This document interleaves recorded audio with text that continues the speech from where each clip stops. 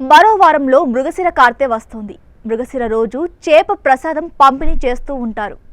అయితే ఈసారి జూన్ 8న మృగశిర కార్తె కావడంతో ఇప్పటికే చాలా ప్రదేశాల్లో చేప ప్రసాదం పంపిణీకి ఏర్పాట్లు షురూ అయ్యాయి.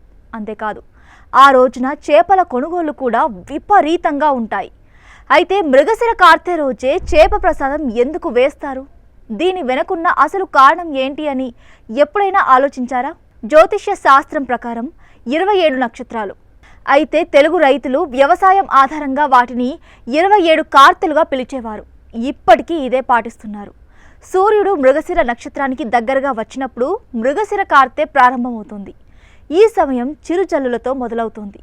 ఒక్కసారిగా ఉన్నట్లుండి వాతావరణం చల్లబడుతుంది. అందుకే ఈ మృగశిర కార్తె వస్తే శరీరంలో వేడి పెంచడానికి చేపలు తినాలంటారు మన పెద్దోళ్ళు. దీనివల్ల రోగనిరోధక శక్తి పెరగడమే కాకుండా హానికరమైన వ్యాధుల నుంచి కూడా ఉపశమనం పొందవచ్చు. మరీ ముఖ్యంగా గుండె జబ్బులు, ఆస్తమా నుంచి ఉపశమనం కలుగుతుందంటారు. ఇక ఎవరికైనా సరే మృగశిర కార్తె అంటే చేప ప్రసాదమే గుర్తుకొస్తుంది. ఈ రోజున చాలా ప్రాంతాల్లో చేప ప్రసాదం పంపిణీ చేస్తారు.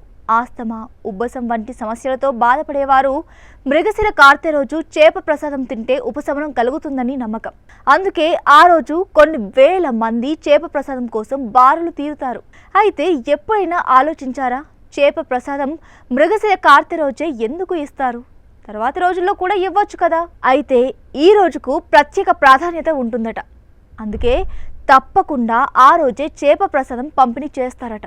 ఆ రోజు చేప ప్రసాదం పంపిణీ చేయడం వలన మాత్రమే ఆ చేప ప్రసాదం సరిగ్గా పనిచేస్తుందని ప్రజల నమ్మకం. అంతేకాకుండా ఆ రోజుతోనే మృగశిర కార్తె ప్రారంభమవుతుంది కాబట్టి ఆ రోజు తీసుకోవడమే ఆరోగ్యానికి మంచిదంట.